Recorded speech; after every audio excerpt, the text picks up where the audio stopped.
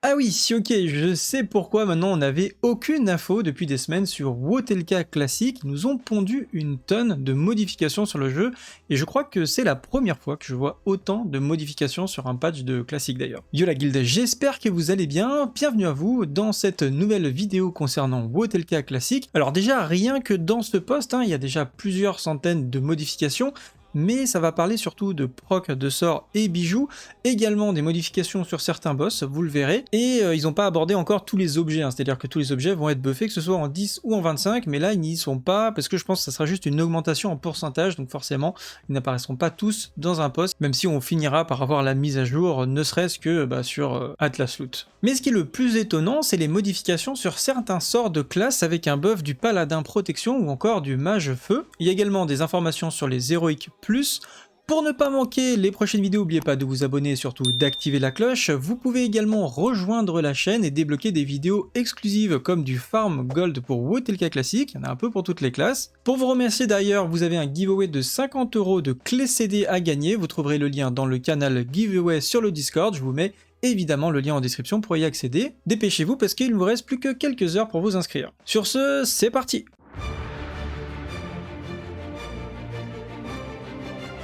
Donc je vous montre rapidement, ça c'est le post qui a été fait par Wed, donc en anglais pour l'instant. Il est assez long, donc je me suis contenté tout simplement de vous récupérer les informations que je trouvais intéressantes et de vous condenser ça, et bien sur mon site évidemment, camilabs.fr, donc je publierai sûrement l'article à l'issue de cette vidéo une fois qu'elle sera prête, donc vous aurez la version écrite pour ceux qui préfèrent. Alors, de quoi on parle? Eh bien, donc déjà, c'est le patch notes, c'est-à-dire les modifications à venir sur la phase 2, donc celle qui concerne le nouveau raid Ulduar, qui devrait arriver mi-janvier, en tout cas d'après les estimations qu'on avait fait à travers un sondage que j'ai posté il y a quelques jours sur ma chaîne. Évidemment, il n'y a aucune information officielle à ce niveau-là, c'est vraiment une estimation avec des votes, donc peut-être ça sera plus tôt, peut-être ça sera plus tard, mais je pense que mi-janvier, ça me semble tout à fait crédible. Donc déjà, pourquoi on a un patch note? Il faut savoir que sur la plupart des patchs qu'on a eu sur Ulduar, on a toujours eu des préparations comme ça de sortie de nouvelles phases, etc., mais très rarement des modifications, en tout cas sur Classic, sur ce qui existait déjà. Des fois, il y avait quelques buffs, on a vu avec le buff de Naxxramas pour la sortie de Wotelka Classic, ou des correctifs avec certains bugs. On a eu, pour éviter la strat Zerg par exemple de Sartarion 10 ou 25, on a eu une mise à jour entre guillemets du boss, pour qu'on puisse respecter la stratégie du boss, mais en général ça s'arrêtait là, et même avant ça, Blizzard ne faisait aucune modification sur la plupart des stratégies, ce qui fait que certains combats de raid sur Classic ont été bâclés ou étaient juste inintéressants, parce que les boss mouraient juste en 15 secondes. Donc là, Blizzard a décidé de buffer déjà le heal level global de l'instance, pour la simple raison que c'est pour donner plus d'intérêt à Ulduar vis-à-vis de la phase suivante, le Colisée, qui avait un heal level beaucoup très important vis-à-vis de Ulduar, en termes de, on va dire, difficulté pour obtenir ces objets, et ça rendait un petit peu useless pas mal de combats sur Ulduar qui sont beaucoup plus intéressants d'ailleurs que ceux du Colisée dans certains cas. Donc on ne sait pas encore ce que Blizzard va nous proposer au niveau du Colisée, est-ce qu'ils vont encore buffer le heal level, et pareil sur ICC, pour l'instant on ne sait pas, mais on a déjà beaucoup plus d'informations sur les changements donc à venir au niveau d'Ulduar, et notamment au niveau donc de heal level, ça on sait, mais ce qu'on savait pas, c'est que Blizzard allait faire des modifications sur des classes, sur les boss, et également donc sur les instances héroïques, mais ça on reviendra dessus un petit peu plus tard. Comme je l'ai précisé dans mon article, c'est très probable que ces modifications ne soient pas définitives, mais devraient vous donner une petite idée sur quoi portent les changements que vont opérer Blizzard. C'est-à-dire ce que je vous donne là, c'est pas du tout impossible, c'est même presque sûr qu'il y a beaucoup de variables qui risquent de changer, notamment au niveau des classes, parce que je suis assez curieux de voir s'ils vont maintenir ces modifications. Pour commencer, comme on le voit ici, la première modification est sur le mage feu, qui je pense est surtout une modification qui porte sur le PVP. Vous avez donc le souffle du dragon, donc c'est un sort qui fait une sorte de cône devant le mage, comme ça une cône de feu, et ce cône de feu va désorienter toutes les cibles qui sont prises dans ce sort, et quand vous tapiez dessus, vous mettiez un sort ou des dégâts, peu importe, ça cassait cet effet-là, et du coup la cible pouvait reprendre son déplacement normalement. Sauf que en plus de l'effet de désorientation, maintenant on aura un effet de ralentissement, un petit peu comme le cône d'ombre, j'ai pas le nom en tête, mais il y a un sort du démoniste qui ralentit les cibles également, et ben ça ressemble beaucoup à ça, donc c'est un mélange entre le souffle du dragon et le cône de froid pour faire simple, et ça va ralentir la cible pendant 5 secondes, ce qui est pas beaucoup, mais pour un mage-feu, c'est vrai que le mage-feu est assez fragile et peu représenté en arène, mais attention, ça fait déjà très mal, et un petit peu de survie et de mobilité en plus, ça peut lui donner un bon coup de boost. Donc on verra si cette modification va être maintenue. En tout cas, c'est un bon up pour les Mashfire pour le PVP. Alors on ne sait pas également de combien va être la valeur de ce ralentissement. J'ai précisé ici probablement 50% parce que ça me paraît ok, mais c'est à confirmer, donc ça sera peut-être moins ou plus, je ne sais pas. Également une autre modification de classe qui m'a assez surpris, mais en même temps que je trouve logique, hein, c'est-à-dire que si on devait faire des modifications sur le jeu, il y a plein de choses qu'on pourra améliorer et équilibrer, ça ne fait aucun doute, même si l'équilibrage de Wotelka est quand même beaucoup plus intéressant que l'équilibrage de TBC et plus intéressant que l'équilibrage de Vanilla. Il y a plus d'ancienneté, il y avait plus de travail à l'époque sur le PVP, mais clairement on pourrait aller encore plus loin et améliorer le PVP, il n'y a pas de débat à ce niveau-là je pense. Mais là cette modification est assez intéressante, donc moi je la comprends bien parce qu'en jouant pas le tank et on a beaucoup de builds HL qui ne jouent pas avec le Reckoning pour la simple raison que le Reckoning en gros comment ça marche. Donc Reckoning c'est un talent, il y a 5 niveaux sur ce talent normalement, donc là il y a une petite erreur je crois dans les tooltips, je sais pas ils ont dû inverser, mais en gros ça vous donne 2, 4, 6, 8 et 10% de chance de tout simplement quand vous subissez des dégâts d'avoir le buff Reckoning qui fait que sur vos prochaines attaques, je crois que c'est 4 ou 5 prochaines attaques, ouais c'est 4 prochaines attaques, vous allez avoir une attaque supplémentaire. Donc c'est un sort qui est assez fort, hein, qui permet vraiment d'augmenter votre aggro, parce que ça va vraiment bien se caler avec tous les effets d'augmentation de dégâts, de vitesse, etc. Mais le problème, c'est quand vous êtes tank, et notamment quand vous tankez un boss et que vous avez beaucoup d'avoid, donc beaucoup de parades, d'esquives, etc., blocage, eh bien ça ne pouvait pas proquer, parce que forcément vous faites une esquive, vous ne subissez pas de dégâts et donc ce talent ne pouvait pas se déclencher. Vous faites une parade, c'est pareil, vous faites un blocage qui va bloquer l'intégralité des dégâts, ça ne pouvait pas se déclencher non plus. Là ici, quand vous faites un blocage maintenant, même s'il est partiel ou total, a priori, vous devriez pouvoir déclencher le Redconning, ce qui fait que ça donne beaucoup plus de chances d'avoir des procs en mono-cible et également de donner plus d'intérêt aussi au blocage. Donc c'est un buff assez intéressant et comme je l'ai précisé ici, c'est aussi un buff assez fort pour l'aspect preg en PvP puisque on a un bouclier et donc du coup le blocage peut augmenter considérablement les procs que vous pouvez avoir. Il y avait un changement sur le chaman aussi, hein, qui est précisé à ce niveau-là, sur une modification. J'ai l'impression que cette modification eh bien, va faire une augmentation de pourcentage de dégâts, mais je ne l'ai pas tout à fait compris. Donc, en tout cas, si vous avez la réponse à ce niveau-là, n'hésitez pas de le préciser en commentaire. Ensuite, on a le up du e-level et quels impacts ça va avoir sur pas mal d'aspects du jeu. Donc déjà, au niveau des différents objets, on voit qu'ils ont augmenté aussi les valeurs des procs, hein, parce qu'évidemment, vous avez les statistiques de base sur un objet, mais vous avez aussi les différents procs qu'on peut retrouver. Donc là, vous avez des valeurs, par exemple ici, sur ce proc-là, qui augmente la hâte, qui était à 522 sur cet objet, sur ce proc-là, il passe à 552 pendant 10 secondes. Également sur les bonus, par exemple ici sur le TI8 du druide, on a des modifications, on avait des valeurs qui étaient censées augmenter le spell power, que ce soit par exemple ici pour le druide équilibre, pour les cernes d'insectes on avait des dégâts augmentés, pareil sur le feral on avait des bonus agilité qui vont être augmentés, etc. etc. Donc tout simplement les tooltips des bonus de set vont être également mis à jour. Et d'ailleurs je pense qu'il y en a qui se posaient la question de voir ce que ça allait donner sur certains objets, des objets très puissant, notamment sur Wotelka. On a par exemple la queue de la comète, donc c'est cet objet-là hein, qu'on peut retrouver sur Algalon, tout simplement. C'est probablement un des meilleurs trinkets CAC de l'extension, qui vaudra vraiment très très cher je pense. Pour ceux qui se souviennent, c'est un petit peu l'équivalent sur Wotelka de la version TBC du trophée épine de dragon, qui était un bijou de grul très longtemps convoité, hein, on peut le dire. Qui à l'époque en termes de proportionnalité ça faisait à peu près 30% de vitesse d'attaque, même un peu plus de 30% de mémoire.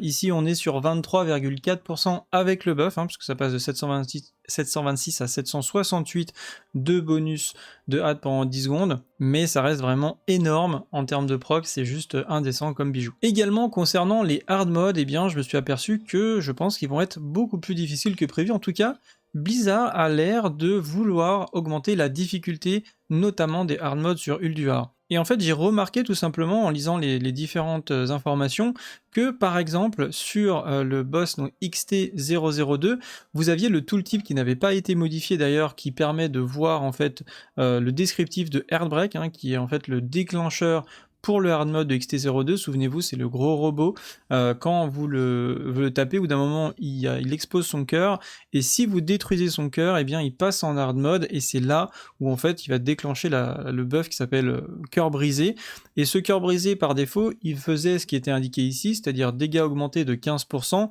et vie augmentée de 60%. Or, quand on voit les nouveaux affixes qui ont été ajoutés, on voit qu'en 25 joueurs, eh bien, les dégâts, enfin le point de vie augmenté, pardon, est passé à 150%, et les dégâts de modifieur, donc de dégâts, a été augmenté de 40%. Donc c'est-à-dire qu'on a plus que doublé, on est passé de 60 à 150% de PV en plus, et on est passé de 15% de dégâts augmentés à 40% de dégâts en manque. Donc je pense que ça va faire assez mal en hard mode, parce que déjà c'est un boss qui tape assez fort. Quand vous arrivez sur Ulduar, vous n'avez pas forcément encore du stuff Ulduar, vous allez voir, il y a quand même un gap de dégâts entre Nax et Ulduar, enfin en tout cas sur privé quand j'avais pu jouer, je l'ai ressenti comme ça. Et là pour le coup, passer de 15 à 40% de dégâts, ça fait une grosse différence. Donc je ne sais pas, il faudra voir, mais ça demandera probablement une très très bonne opti phase 1, ou alors on sera peut-être obligé d'avoir une bonne opti déjà phase 2 pour pouvoir commencer certains hard mode, ce qui serait pas plus mal, puisque ça permettrait de laisser un petit peu aux joueurs le temps de se préparer pour les hard mode et de pas rusher l'intégralité de toute l'instance et de dérouler les hard mode le premier jour. Même si je suis assez perplexe sur cette difficulté, je suis pas sûr qu'ils maintiennent ça, on verra bien. Je l'ai constaté aussi sur le Léviathan des Flammes, alors j'ai pas lu l'intégralité des centaines de lignes, hein, évidemment, où je suis sûr qu'il y a plein d'autres indicateurs sur d'autres boss avec d'autres buffs, mais c'est cela qui était le plus criant pour moi, c'est pour ça que je vous les donne en exemple. Donc sur le Léviathan des Flammes, qui est également le premier boss de Ulduar et le premier hard mode de Ulduar, hein, c'est le premier dans les deux cas, et vous avez donc des nouveaux affixes pour les tours. Donc pour faire simple, hein, ce hard mode là, c'est simple, vous avez 4 tours, si vous laissez les tours en vie, le boss va être buffé, il y aura des nouvelles capacités et plus de dégâts, plus de vie, plus de sorts, et il sera plus fort, hein, tout simplement, et plus vous détruisez de tours, et plus le boss sera facile. Et on voit que par exemple, je vous ai fait un petit résumé en bas, la tour des flammes c'est plus 50% de dégâts, donc en 25, hein, plus 50% de dégâts et plus 50% de points de vie. La tour de givre, plus 5% de dégâts, plus 40% de points de vie. La tour de vie, moins 10% de dégâts subis et plus 50% de points de vie. La tour de l'orage, plus 25% de durée de buff et plus 50% de points de vie. Et quand on a les 4 tours actives, plus 55% de dégâts, plus 190% de points de vie, moins 10% de dégâts subis et plus 25% de durée des buffs. D'ailleurs, on voit que la tour de flamme est vraiment la plus dangereuse a priori quand on regarde ces buffs, que activer ces trois-là, je pense que ça devrait pas, à part augmenter considérablement ses points de vie, devrait pas changer grand-chose. Et pour ceux qui se souviennent hein, comment ça fonctionne ce boss-là, il a énormément de points de vie déjà de base, mais ce qui va faire que vous allez le tuer rapidement, c'est de maintenir vos stacks de Saronite. C'est un petit peu comme sur